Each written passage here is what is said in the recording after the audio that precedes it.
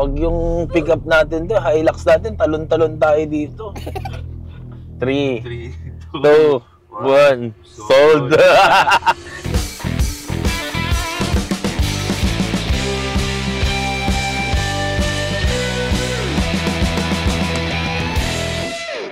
So right now guys, nandito tayo ngayon sa Total NLEX and we're driving the BYD Shark 6. Grabe. And let's see kung what we can say. So yun, titignan natin. Ganda ng ride. Approve sa akin to. Delikado to. Titignan natin kung may available So, delikado na, bay camper. Mukhang you need to set down. At ito na ulit ang papalit sa'yo. Charat! So, yan. Tetestingin natin tong Shark na to. We're going to, Clark and Lake Bacatarem tomorrow. Tignan natin kung yung terrain. Testingin natin to. Medyo ganda. Double wishbone yung front and rear. And 1.5 ang makina, guys. Surprisingly, yung hatak niya for the 1.5, iba, nakakagulat. Na parang, usually, di ba, pag diesel, yan, torque, yan, gas, hapakan mo, medyo mag-loading muna. Ito po siya, walang delay. Pindot mo. Woo! Grabe to, grabe. Kaya minsan, ako nagdadrive ng mga ganito Napapabili tayo ng ganito Coming from LC300, guys, na dinadrive namin kagabi, to this, na pick up, guys, ibang klase. Ibang klase to. Yung LC300, body roll pa. Ito, walang body roll Grabe. Because of the double wishbone. Ibang klase to. So tara, testingin na natin at drive-in na natin. Let's go.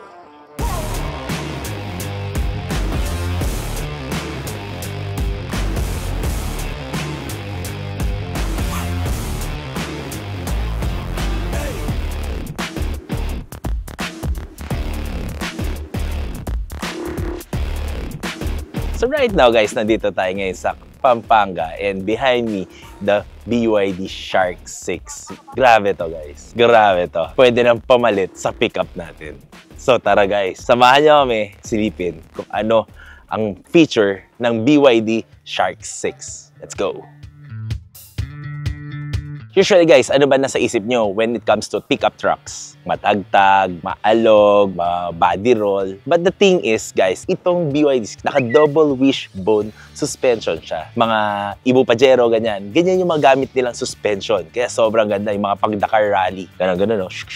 I'm very excited with this car na kung paano natin siya lalaruin. So hopefully, if we give it a chance, malaro natin to for an overlanding guy. Maganda to kasi una-una tipid sa gas kasi hybrid. Pangalawa, ang lakas. Pangatlo, yung comfortability niya, grabe. Parang it feels like an SUV. Coming from an LC300 na umuwi kami kahapon galing sa Isabela to Manila.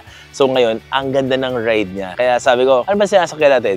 Pick-up truck ba? Or an SUV? So wala. Pintas ka na dito yung emblem. So hopefully, may mga emblem na makita or kung ano yung makikita natin at ma-assess natin with this car. So tara, samahan niyo kami guys. Let's go.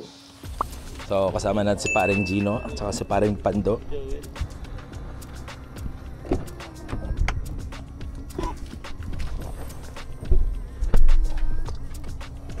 go.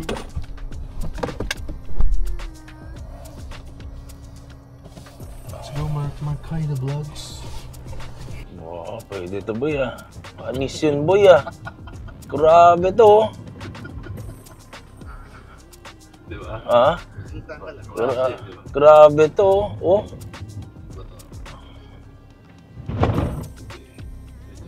Pag yung pick up natin to, Hilux natin, talon-talon tayo dito.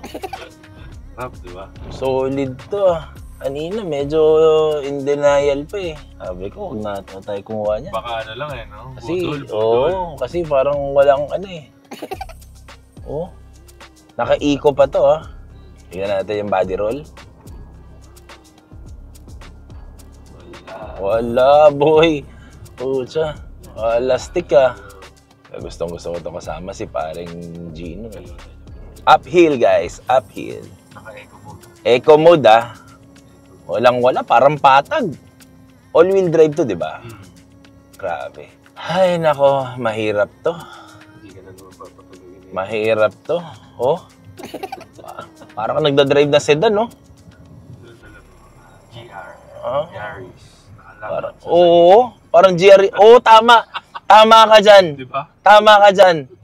It feels like GR Yaris nga. Tama. Pucha, ganito yung GR Yaris ko nun. Wala. Maning-mani. Walang yato. Walang yato. Hindi ka pa tutulugin. Ha? Iba to, boss? Iba to? Hindi ka pa patulugin. Hill descent.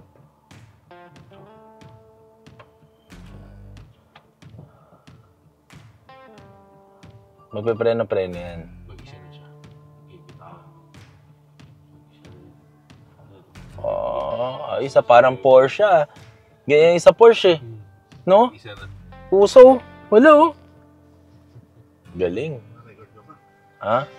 Yun lang, di ko alam. Naka-record naman. Naka-record naman. Hay, nako, kaya ayoko nagdadrive ng mga ganitong sasakyan eh. Marunong din tong sila Sir Miko mamili ng ano eh. Nang bubudulin eh. Di, drive niya lang. Ayun na namin ano. Yung sasakyan ng bahala magsalita para sa inyo. Yan.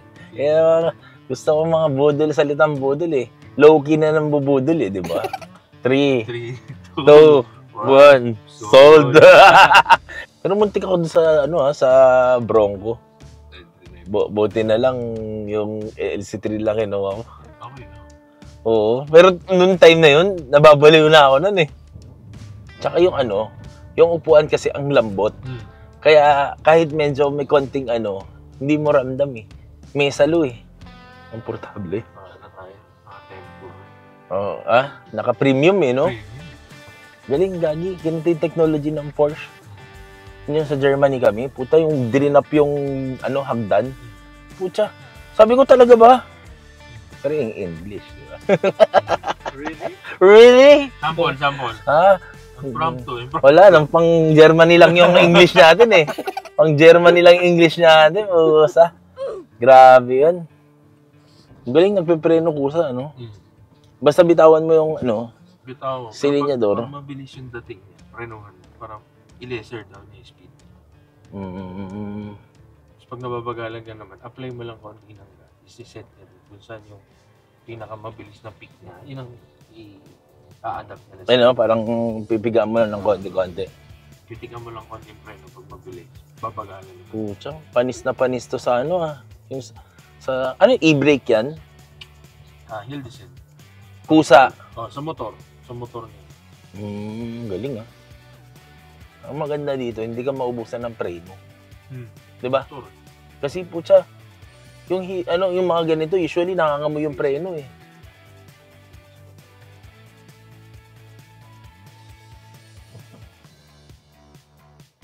Ano?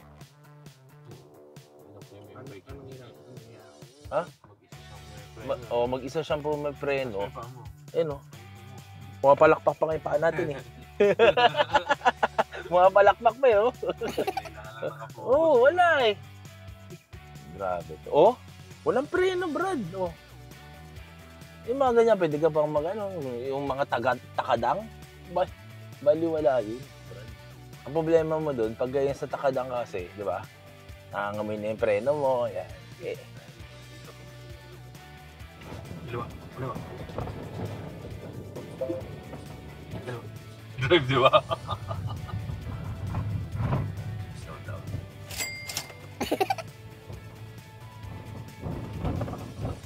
Back from the white. Approve to. Approve. Panalo. Goma na lang. Uning sa likod. Approve. Order na tayo. So that's it for day 1, guys. Nag-off-road tayo. Nag-test drive tayo on-road and off-road. So grabe, wala akong masabi. So abangan natin tomorrow. So that's it for day 1, guys. So see you tomorrow. Let's go.